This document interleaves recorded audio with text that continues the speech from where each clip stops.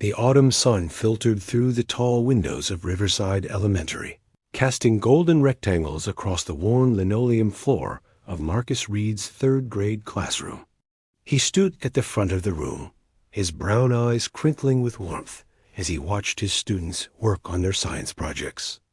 At 32, Marcus had been teaching for nearly a decade, and despite the modest salary and mounting student loans, he couldn't imagine doing anything else. "Mr. Reed?" A small voice interrupted his thoughts. Marcus turned to find Emma Torres standing beside his desk, her dark eyes downcast. The 8-year-old girl had always been one of his brightest students, but lately he'd noticed her struggling to concentrate. Her once eager participation had dwindled to quiet reluctance. "What's up, Emma?" Marcus asked, kneeling down to her eye level, a habit he developed to make his students feel less intimidated. "Can I go to the nurse?" Her voice was barely above a whisper. "My feet hurt." Marcus's gaze dropped to her shoes, and his heart sank. The sneakers were at least 2 sizes too small, the fabric splitting at the seams, held together with what looked like duct tape. He'd noticed them weeks ago, but today they seemed worse than ever. Emma's toes were practically bursting through the worn material. "Of course," he said softly. "But Emma, how long have your shoes been hurting you?" She shrugged, still not meeting his eyes. "A while, I guess. Mama says we'll get new ones when she gets paid next month. But—" She trailed off, blinking rapidly. Marcus felt a familiar ache in his chest. He'd grown up comfortable, not wealthy, but never wanting for necessities. His parents had instilled in him the importance of helping those with less. And stories like Emma's reminded him why he'd chosen teaching despite the financial struggles. "Tell you what," Marcus said, making a decision that felt right in his gut. "Let me make a phone call during lunch. I think we can sort something out."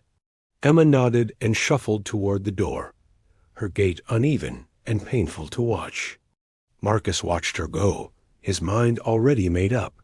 During his lunch break, Marcus drove to the nearby shopping center.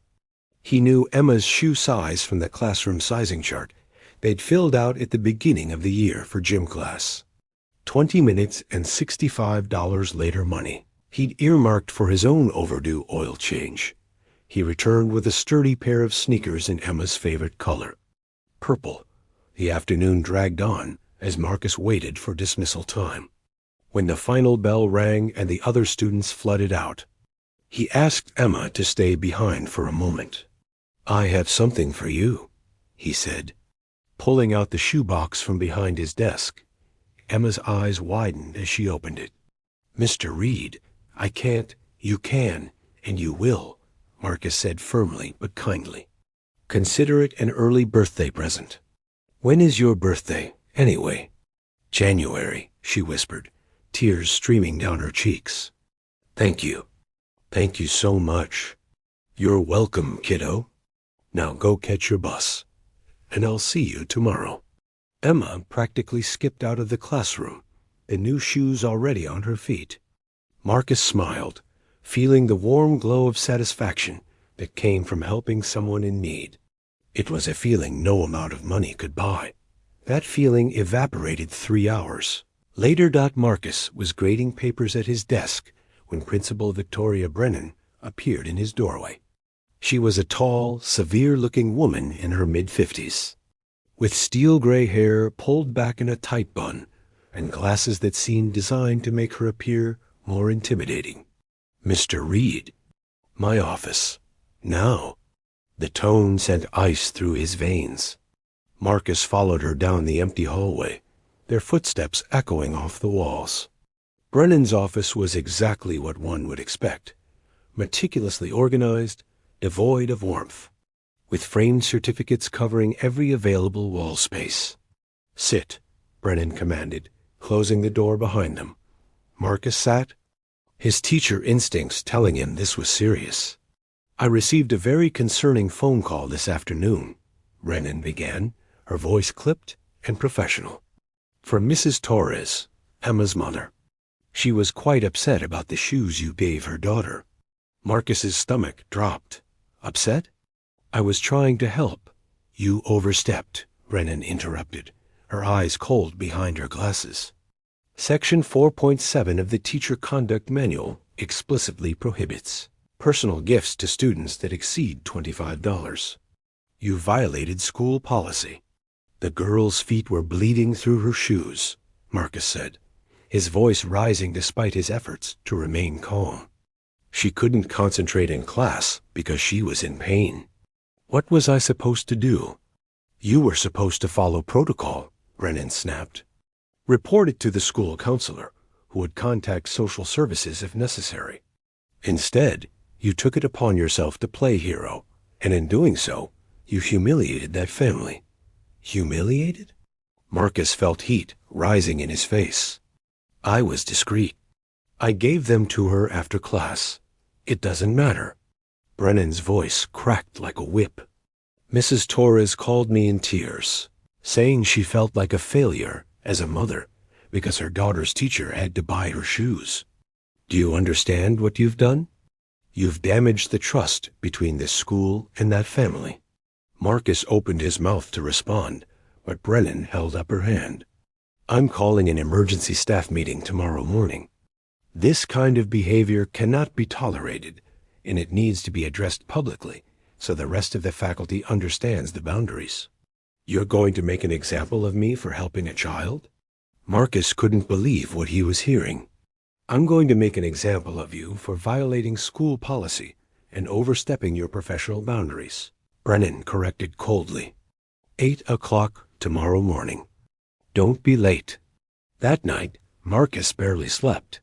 He replayed the conversation over and over, trying to understand how an act of kindness had been twisted into something sinister.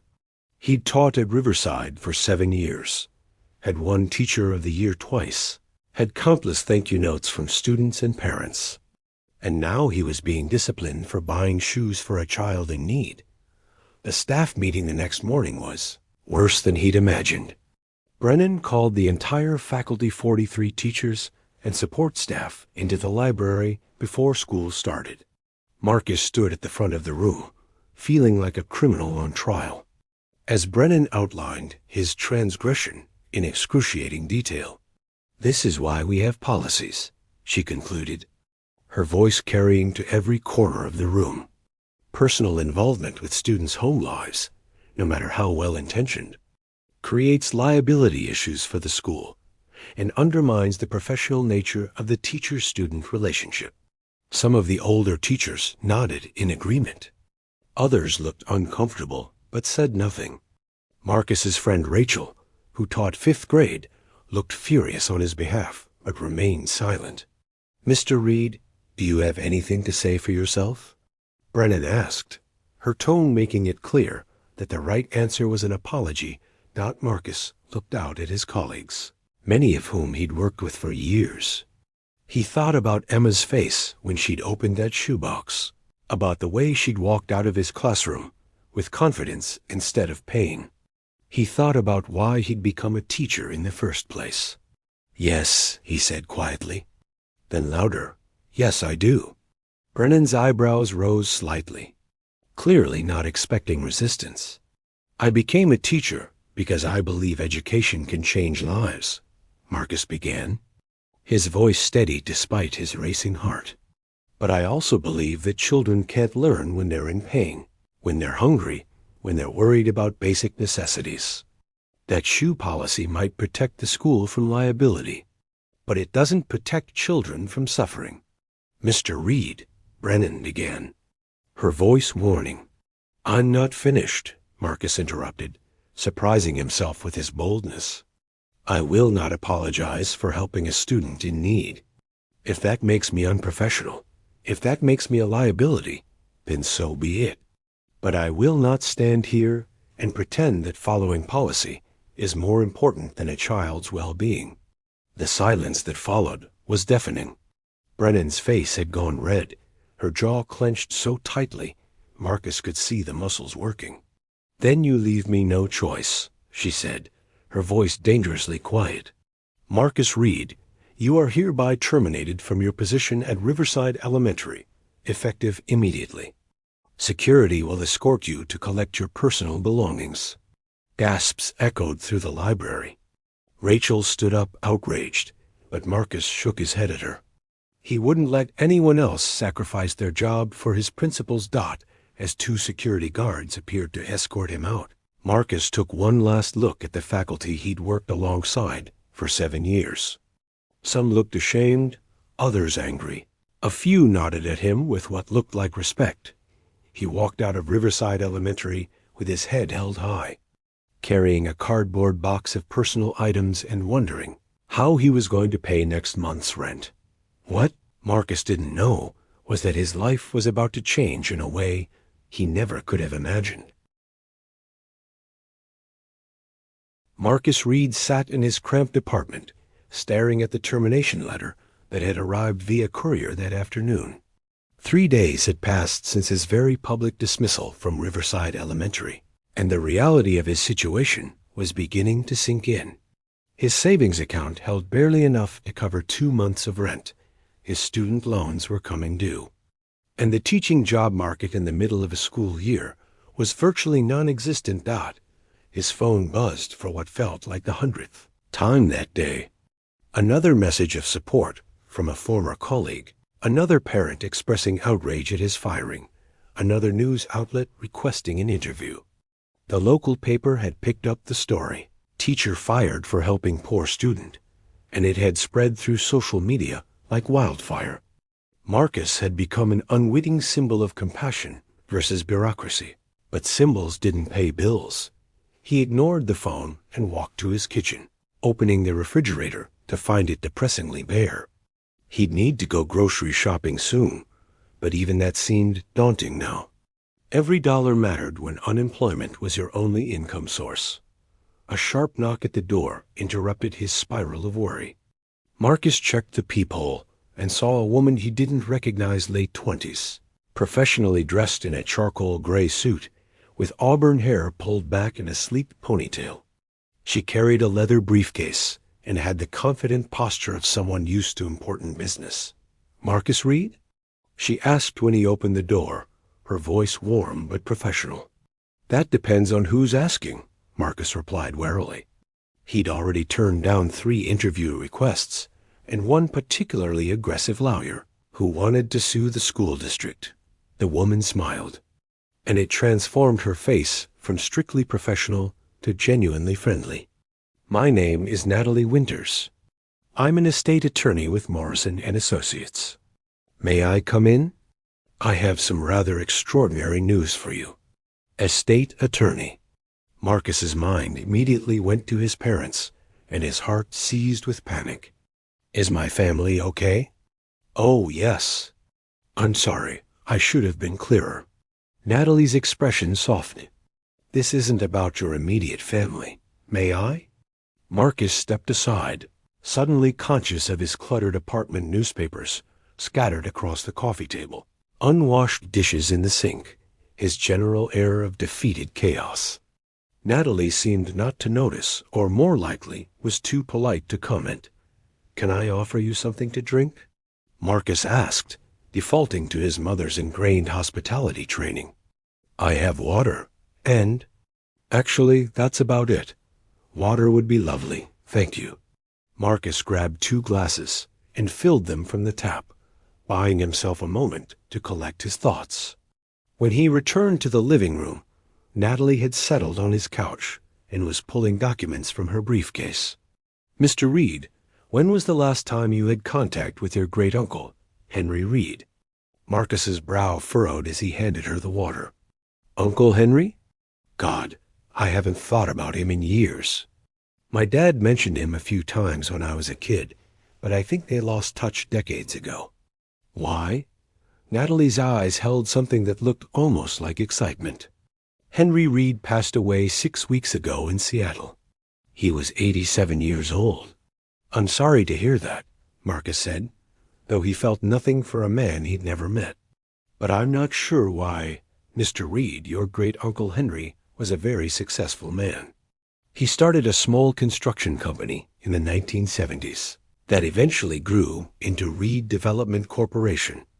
one of the largest commercial real estate firms in the Pacific Northwest. Natalie paused, watching his reaction.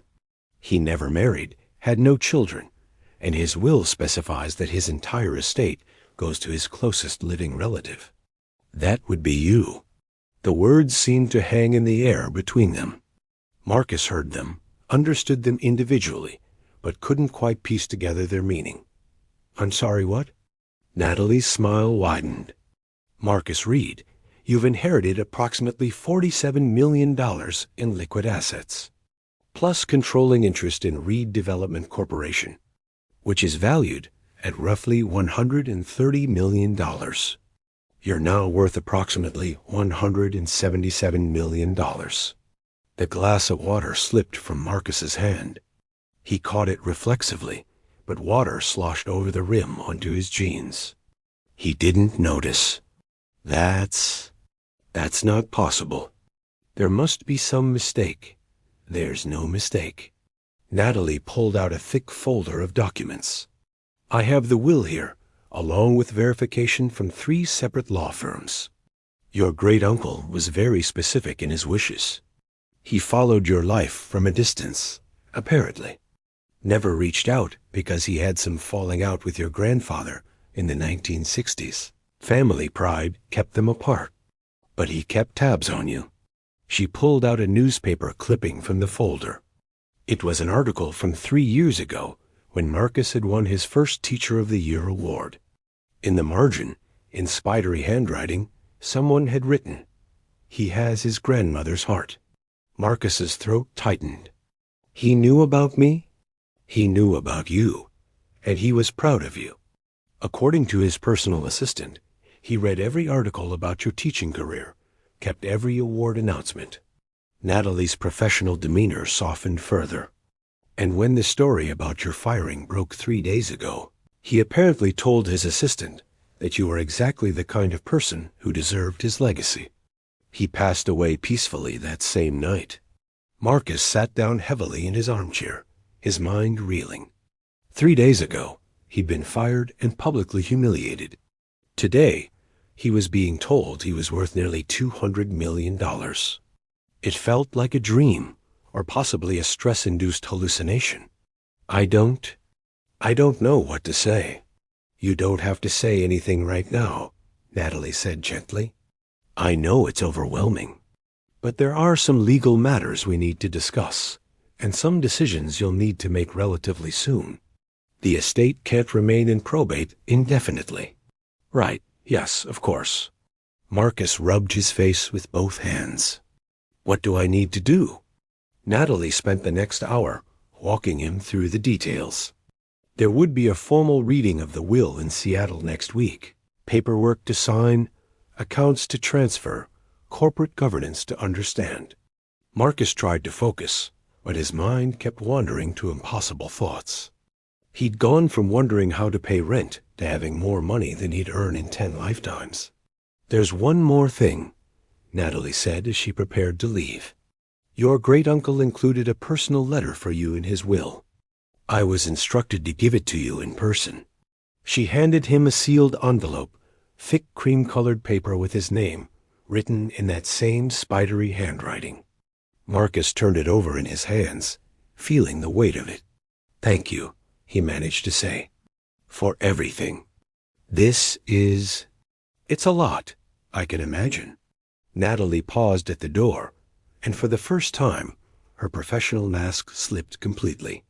For what it's worth, Mr. Red, I read about what happened at your school. What you did for that little girl. Your great-uncle was right to be proud of you.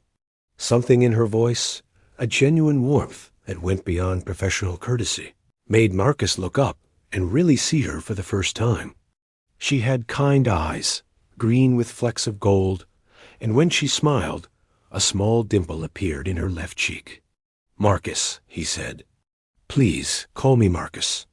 Marcus, she repeated, and the way she said his name made something flutter in his chest. I'll be handling your estate personally, so we'll be seeing a lot of each other over the next few months. If you have any questions about anything, don't hesitate to call. She handed him her business card. My personal cell is on the back. After she left, Marcus sat in his apartment for a long time, holding the envelope and her business card. Finally, he opened the letter. Dear Marcus, if you're reading this, I'm gone, and you're probably confused as hell. I don't blame you. We never met, and that's one of my life's great regrets. Pride is a foolish thing, and it kept me from knowing my family. Don't make the same mistake. I've followed your life from afar, and I've watched you become the kind of man I always hoped to be, but never quite managed. You chose a life of service over profit, compassion over convenience. In a world that increasingly values neither, that takes real courage. The money I'm leaving you isn't a reward. You don't need rewards for being a good person. Think of it as a tool. You've spent your life helping people with limited resources. Now you have unlimited resources. Use them wisely.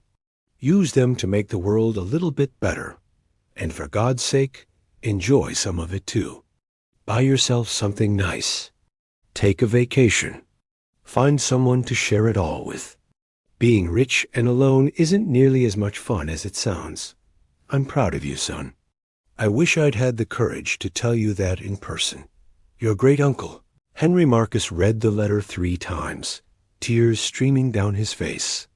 He thought about Emma Torres and her 2 small shoes, about Principal Brennan's cold dismissal, about all the students he'd taught who'd needed more than he could give them. He thought about his great-uncle following his career from a distance, too proud to reach out, but proud enough to leave him everything. His phone buzzed again. Another message, but this time he looked at it. It was from Rachel, his fellow teacher at Riverside. Emma's mom just called me. She wants you to know she never complained to Brennan. The principal found out from the school secretary and twisted it into something it wasn't. She's heartbroken about what happened. We all are. Marcus stared at the message, anger and vindication warring in his chest. Brennan had lied, had manufactured a complaint to justify his firing. And now now he had resources. Now he could do something about it. He picked up Natalie's business card and dialed her personal number. She answered on the second ring. Natalie Winters. Natalie, it's Marcus. I have a question about the estate. Of course. What do you need? Marcus took a deep breath. If I wanted to use some of this inheritance to, let's say, make a point about educational policy and administrative overreach, would that be possible? There was a pause, and then he heard something unexpected. Natalie laughed, a genuine, delighted sound. Marcus Reed, I think we're going to get along very well. Why don't you come to my office tomorrow morning, and we'll discuss exactly what kind of point you'd like to make. I'll be there, Marcus said. And for the first time in 3 days, he smiled as he hung up the phone. Marcus looked around his cramped apartment, soon to be his former cramped apartment, and thought about his great-uncle's words. Use them wisely. Use them to make the world a little bit better. I will, Uncle Henry, he said to the empty room. I promise. Outside his window, the city lights twinkled in the darkness. Tomorrow would bring new challenges, new opportunities. And if he was reading things correctly, perhaps something more than just a professional relationship with a certain auburn-haired attorney. But tonight, Marcus Reed allowed himself to simply sit with the weight of possibility.